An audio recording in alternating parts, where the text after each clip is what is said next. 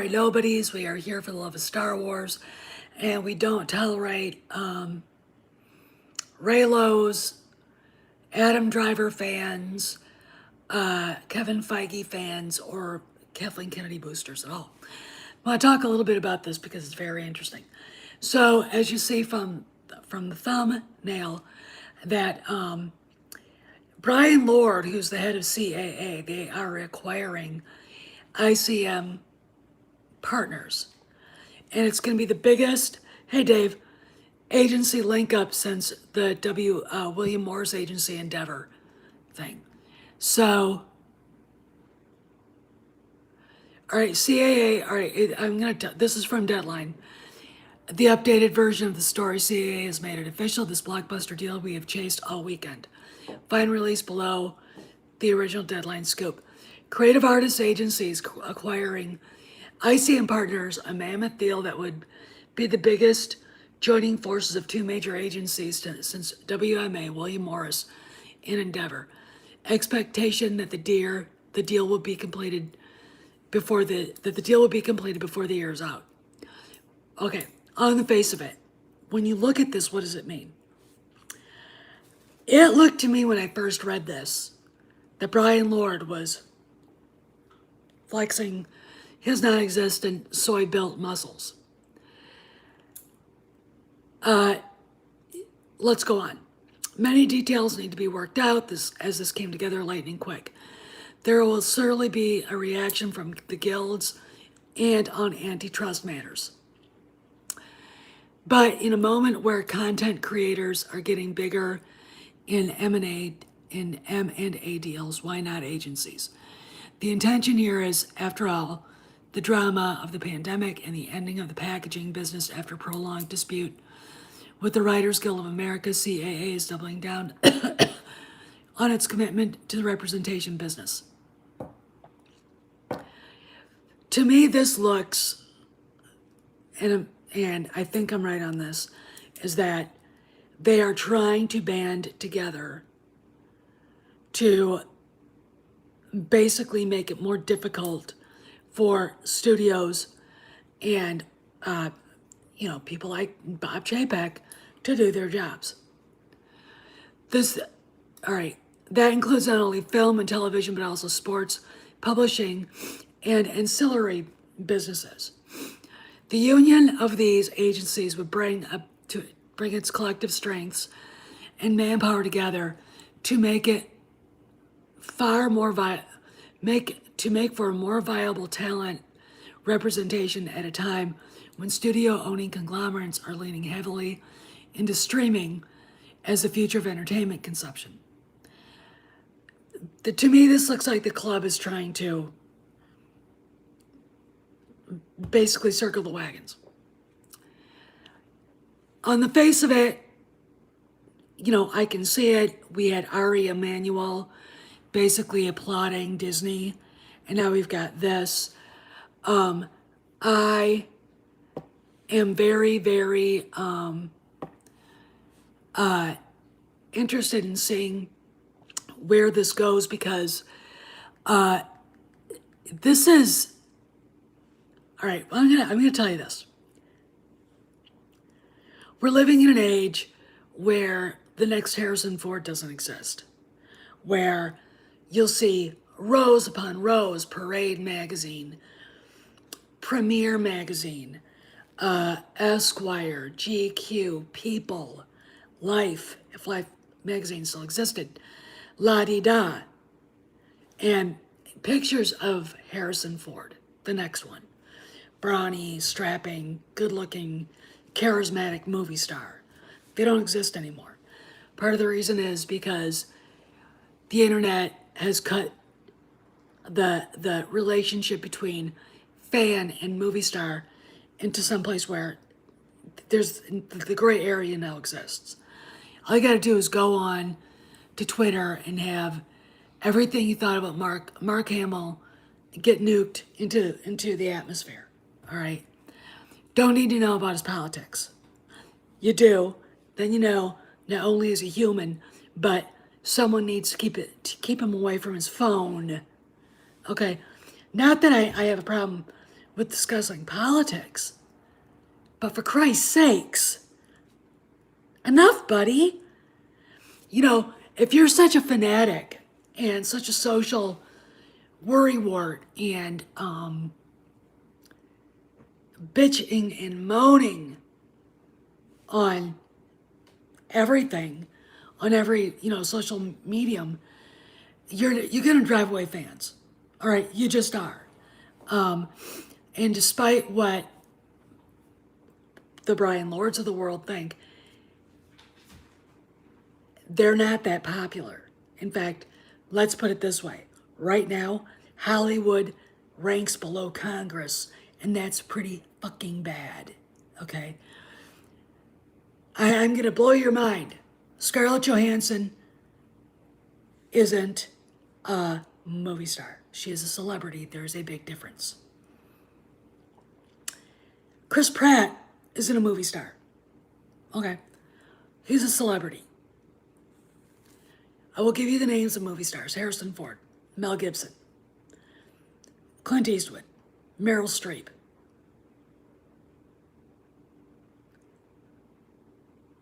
I can't really think of any other ones. And the reason is there's still the distance. All right, there's still that, you can't say Brad Pitt's a movie star because we know everything about him. Okay. So what I think this is as much of a gathering the forces because A, they're not going to be making as much money. Because who's going to want it? I don't care who it is.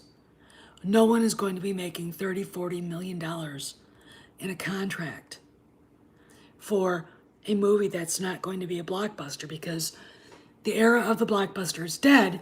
Steven Spielberg and George Lucas said this well over a decade ago. Netflix was in its infancy, renting movies out by renting DVDs out. Okay, that was Netflix then. And they were already saying the era of the blockbuster is over because technology and other forms of entertainment were going to come and take their place. Okay. Now, does this mean that the theaters are dead? No. There's always going to be a place for theaters. Streaming services, now I'm going to say this. I think these companies that have their own streaming services are stupid. Okay? I don't understand why you would spend so much money on this when you could make these shows and distribute them to a streaming service that's not yours. So you really, I guess for me, if you're Disney and you own the Disney Channel, then you would be making things for the Disney Channel. You would have, I guess, a streaming service. But to me, it just doesn't make any sense. I'm only going to be on here for a little while longer because I suddenly realized I forgot to go do something and I have to go do it. Or maybe I will tomorrow. I'm an idiot. Anyway, they have to focus on the distribution. And what I guess what I'm looking at is that streaming is still new. It is still something that people have to think about. And it is literally the one thing I think that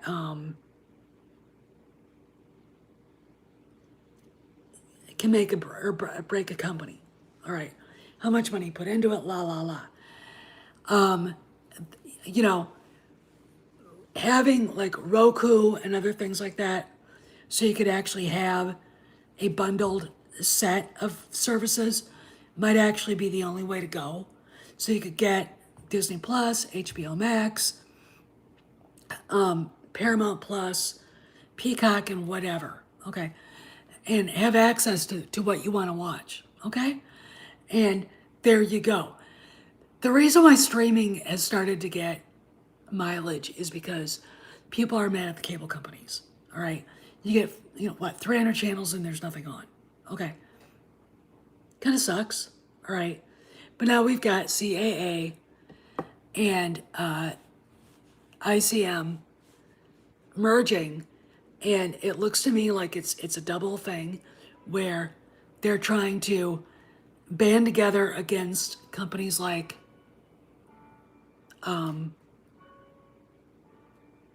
Disney, and they're trying to band together against and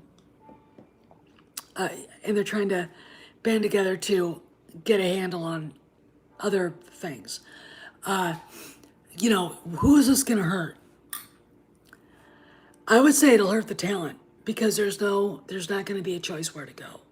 Okay, it'll either be Endeavor, William Morris, or it'll be CCA or CAA, IBM, or ICM. That's really not good for competition, I don't think. It'll hurt writers. It'll hurt other talent out there. Okay. Again, they'll be able to push and prod and bully people into doing things that hurt their bottom line. And meanwhile, you've got companies like Disney and HBO and Netflix and Apple and Amazon making streaming series using what used to be film talent, making people work harder for less money. Okay. The people that are going to get hurt in this, again, is the talent. And, part of me thinks this is an antitrust lawsuit antitrust laws may be triggered and this won't happen. It is a big deal. Again, because Brian Lord is one of the kingpins of the Hollywood Club. And he is the so-called most powerful agent in Hollywood, but I'm going to tell you something. I know a little bit about the Emanuels because I was on Capitol Hill when Ari Emanuel's brother, Ram, was minority whip, and we knew all the rumors. We knew everything about him, and he was very uncool. Okay, it was all very uncool. It was very that guy's nuts. Okay, I mean creepy nuts, nutbag. Woo. He was one of those guys that if there were Democrats that were wavering, there's a congressional gym, and it's on the Hill. And he would go up to them buck naked in the gym, locker room, and bully them. That's where Ari Emanuel comes from. So when I see Brian Lord, and I see somebody like Ari Emanuel, and I know what kind of bullshit that bloodline can put out there, I'm not really worried about Brian Lord because I've seen it, and you better be ready to get your ass kicked because that's ultimately what's going to happen here. I'm going to say this. I almost think that we're going to see a new sort of contract player thing go out where these agencies align with studios. An agency will align with Warner Brothers, Universal, Sony, Disney. Okay. Those actors and actresses have to go and work for those studios. And will they be loaned out? Maybe. They used to loan actors and actresses out all the time between the big studios. Okay, back in the golden era. But is this good or bad? And to me, it looks bad if this deal goes through. Now, does it give Brian Lord maybe a sense that he's invulnerable? Yes. But if he turns around and discovers that Disney, under Bob Chapek, isn't going to be really interested in hiring his talent, this makes him look bad. In fact, I'm looking at this and wondering if this isn't a bridge too far for the company. I see that happening, Dave. And the reason why is with all this stuff going on in streaming, with these lawsuits and everything, I imagine, and I imagine the Screen Actors Guild going along with it. The reason why is they're part of the club. Fran Drescher and the rest of that scum are part of the club. Okay, they don't want to share their money. They don't want to. They don't want to see the lower tier actors and the WGA, the lower tier writers get a leg up. They don't. This is going to make it really, really difficult for new things to show up, for talent to be discovered and fostered if it goes through.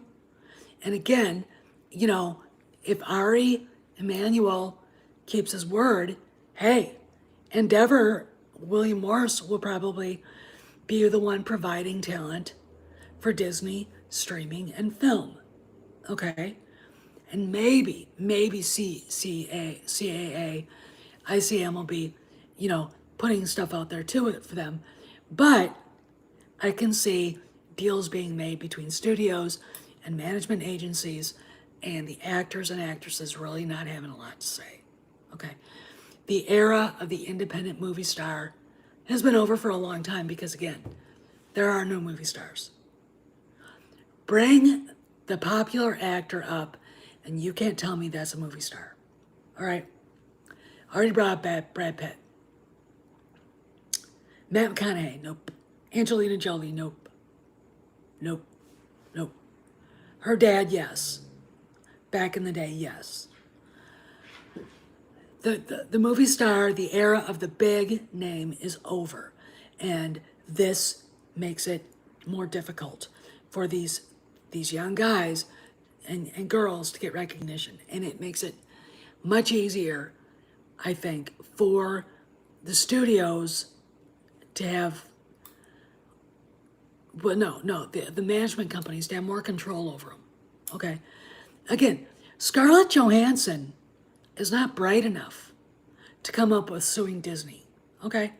She's really not. I mean, the last really intelligent actress was named Carrie Fisher. Okay? Scarlett Johansson, I'll give you an example.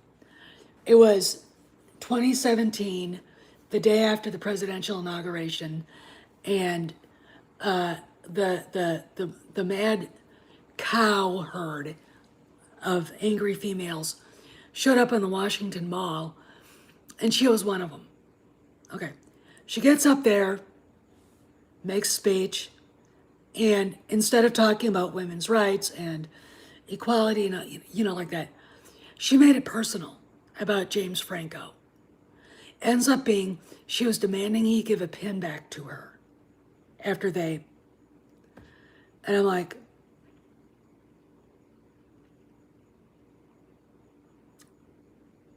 okay, here's the problem. Scarlett, you knew what he was. He's a womanizer. Okay. He's not a predator, he's a fucking womanizer. There's a difference. You knew he was just in it to fuck you. You're a notch on his belt, dimbulb. If you knew he wasn't going to be serious about it, you look like an inflatable doll. Okay?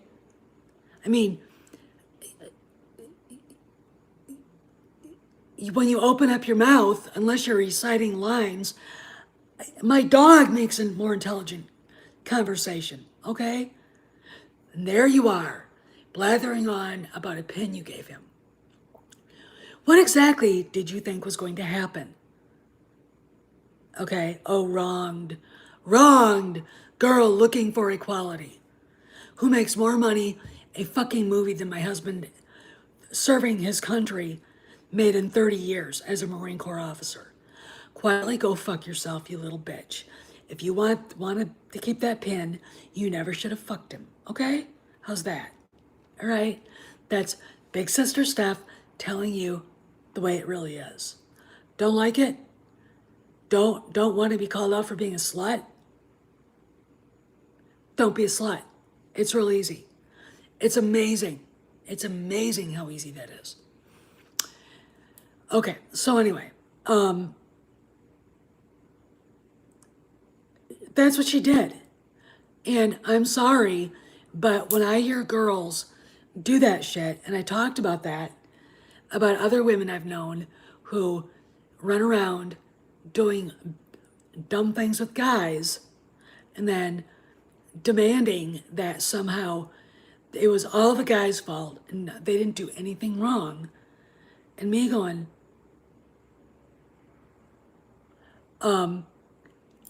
you know, you're not an intelligent person if you did not see that coming. You know, when you have your friends grabbing you by the shoulder saying, that guy's a womanizer, don't go with him. Okay. And you did it anyway? What did you think? Did you think you were going to change him? Scarlett, you're a pretty girl, but you're not, you know, you're not Claudia Schiffer, and you're not Diana Dors, and you're not Marilyn Monroe, okay? You're not. All right? I mean, you're not Grace Kelly, okay? You're not Michelle Pfeiffer, all right? And even those women couldn't do that. The only way you're ever going to change a guy is if he's already white, is if he wants to change. And obviously, Mr. Franco didn't want to change, and you really weren't that hot. Ta-da! Wisdom. So, but where was I? So really, it was probably very easy to manipulate her to do something stupid like suing Disney. Now, how do the people who invest money in CAA, and how does the board feel? We'll have to see. I'm not sure if this is a good idea for Lord and company to have done this, because I guarantee you, this is a direct reaction to Scarlett Johansson going into arbitration. Okay. This is a direct response. This is a way to keep more control over their own talent. This is a way to force the studios to have to do business with them. And it's bullshit, all right? It hurts the studios and it hurts the talent on all levels, be they actors, actresses, directors, writers, editors, cinematographers, what have you, okay? That's the bad part about this. Sports figures too, all right? Even though I'm really like shocked. I mean, when I think about, I'll tell you a story.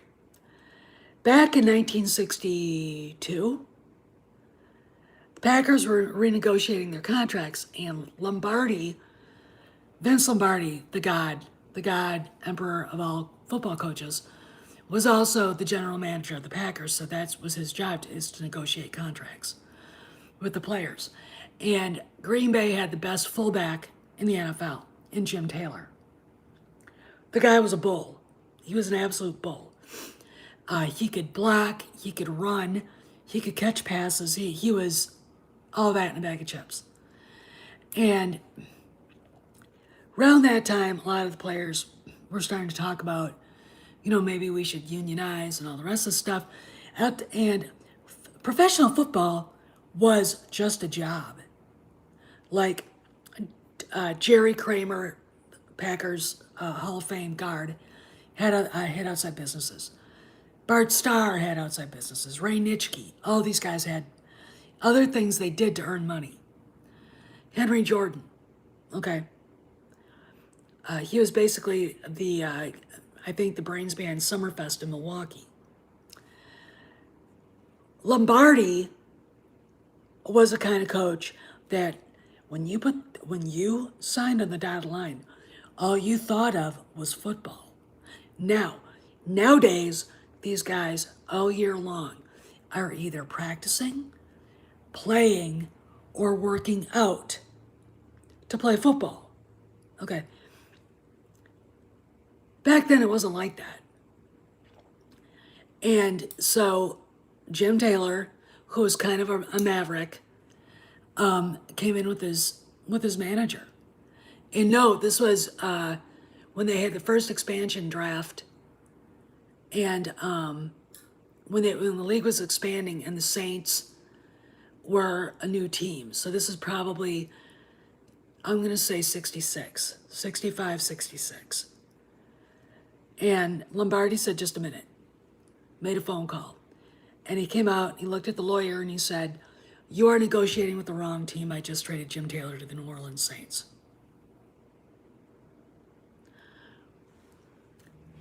That's what power is for a company, all right?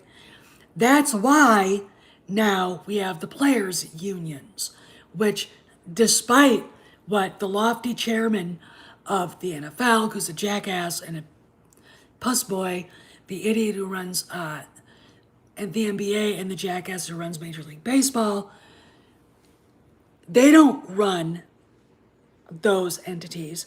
The players' unions do.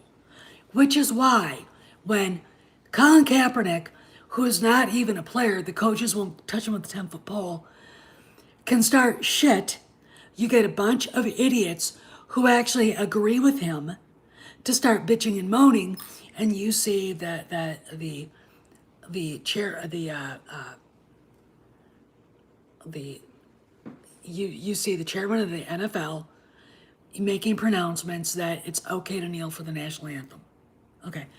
Then you get people like, you get individual player owners saying, if you do that, you're gone. Okay.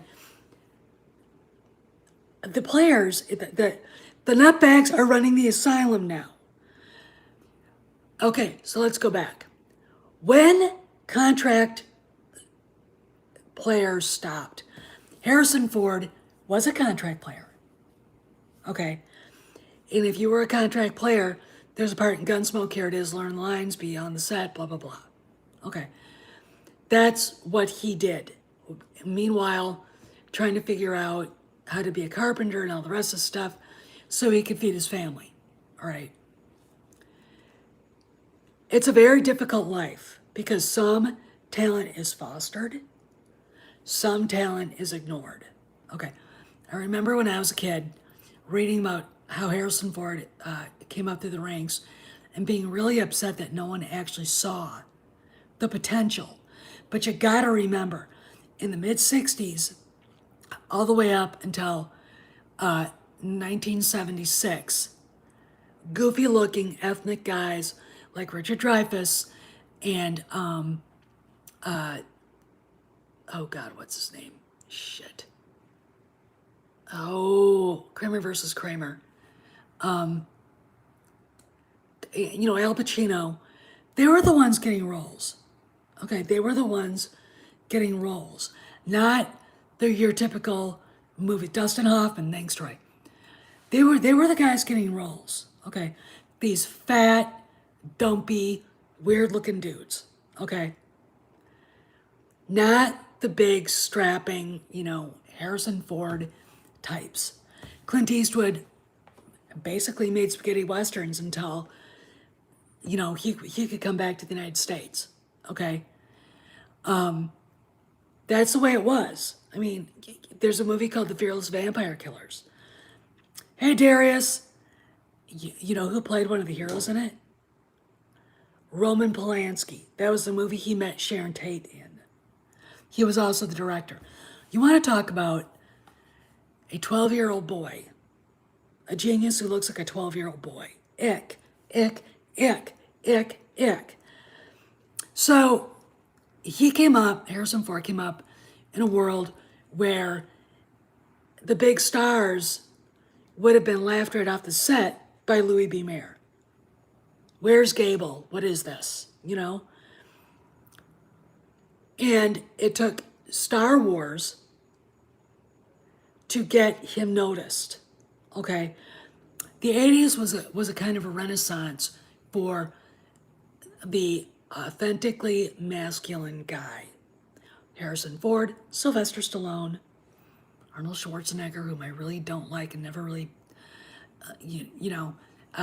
Clint Eastwood had his second coming. Patrick Swayze, Kevin Costner, those kinds of guys. Okay, now we're not even back to the kind of dweeby, soft, paunchy, dorky, just no impression at all actor like Dustin Hoffman and Richard Dreyfuss, who, by the way, Richard Dreyfuss is a really cool guy. And if you ever get to see him and you can talk to him, he is absolutely not only one of the nicest guys in Hollywood, he's also one of the most openly honest, direct, and intellectually curious people on the planet. I just love him. I do. I just think he's, you know. But again, when I think of movie star, I don't think of him. Again, take a look at him. All right. Now we've got guys that don't make any impression at all. I mean, you could say that Russell Crowe and Liam Neeson coming in when they did are still sort of that type. But Liam Neeson has been so browbeaten, and Russell Crowe, I mean, that man, I just look at him and go, you need to stop drinking. You need to stop now. Okay? I could tell you a story. I was on Twitter, God, years ago, and I was on there and I was following him. He was drunk tweeting, this is Russell Crowe, about his village and what he would do. And I'm like, that doesn't sound like a place I want to be. And he just started ranting and raving. And another friend of mine's like, holy shit, he's drunk. I'm like, yep. I said, I told him, I go, Russell, your agent needs to take your phone away from you. And then he blocked me. Okay, whatever. It's just really, but there really isn't anybody authentically masculine. I'm going to say this right now. Brad Pitt's a pretty boy. He's never made an impression on me. Leonardo DiCaprio is a clown.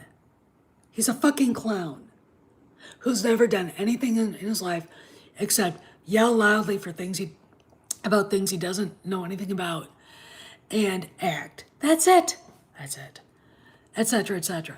Adam Driver, 4 days before he's even supposed to get shipped out, he hurts himself so bad on his mountain bike, he gets medical discharged out of the Marine Corps. And then turns out to be a pretentious, obnoxious, arrogant, overrated asshole. That's not a movie star.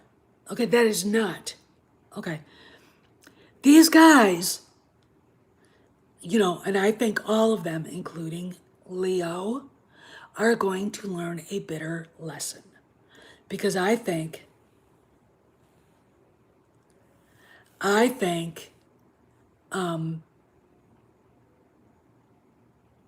that when push comes to shove, and in the end of this, the people that are going to lose out are going to be the talent. And I'm not just talking about the lower tier actors. I'm talking about the big names, the Brad Pitts, the Leonardos, and all the rest of the stuff. The people that used to be able to go, I want to make this movie. The George Clooney's, who's a laughingstock in my opinion. All right. But is this going to work?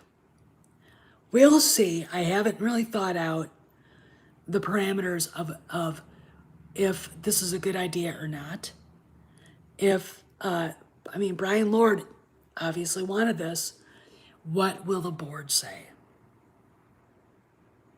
What does this look like on paper? What is the financial stake? Okay, these are the things people have to make. The only reason why they're doing this is because they see the studios flexing muscle. And they want to be able to control what goes out in distribution more than the studios, which in my opinion is bullshit. Okay, I don't mind someone going into a contract negotiation and bringing a lawyer. I do mind someone going into a contract negotiation and bringing someone who's a power hungry parasite. And when I look at these talent agencies, that's all I see are power hungry parasites. Anyway, this is Steph. I'm gonna rock. If you didn't get to see the video I uploaded, please go check it out. Today, leave a comment. And if you haven't subscribed, please subscribe and like, subscribe, share, and I will see you guys around the galaxy. I'm gonna go work out. Talk to you later.